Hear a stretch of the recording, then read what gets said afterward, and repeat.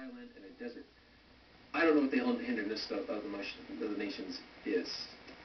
Iraq, but to me, the hinderness means it could be Kurdistan here. Or it could be the latest situation you set up in Iraq. Because of the wrath of the Lord, it shall not be inhabited, but shall be wholly desolate. Everyone that goeth by Babylon, or Baghdad, Iraq, shall be astonished and hissed at all their plagues. That kind of happened after the Gulf War, because the sewage treatments were destroyed, the electricity was down, all that stuff. And it was like a plague in Iraq after the Gulf War. But it's going to be worse later, if I read on further here. Put yourselves in array against Babylon, round about, all ye that bend the bow, shoot at her, spare no arrows, for she hath sinned against the Lord. I think this is future tense. I really do. It also happened during the first Gulf War. Shout against her round about, she hath given her hand. Her foundations are fallen, her walls are thrown down. Her walls, air defenses, no air defense, we can hit it at will. There's no way, we can hit Iraq at will with our missiles and stuff. Our plane, jets can get in there. It really has, the walls are thrown down. There's no air defenses at all. They send up a plane that flies to Iran. For it is the vengeance of the Lord. Take vengeance upon her, as she hath done, do unto her. And I feel that what Babylon is going to do is fulfill Jeremiah 49. And once Jeremiah 49 is fulfilled, then the rest of Jeremiah 50 will be fulfilled. You'll have to read Jeremiah 49 for yourself.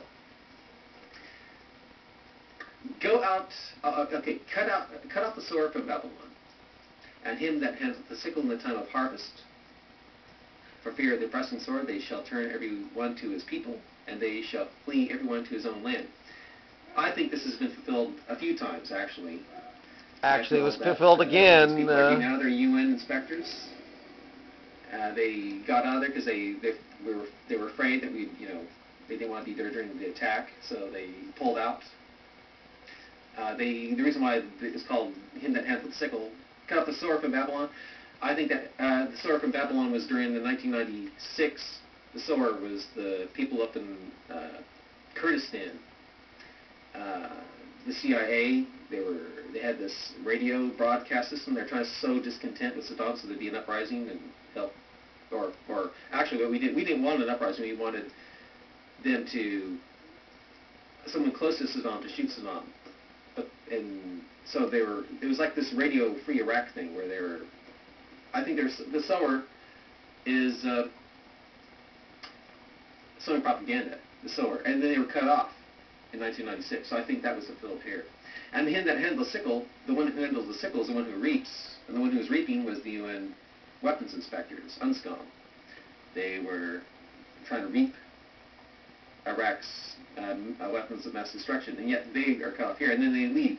For fear of their pressing sword, for fear of being bombed or maybe held as a guest in Iraq after we bomb them, they shall turn everyone to his people, and they shall flee everyone to his own land.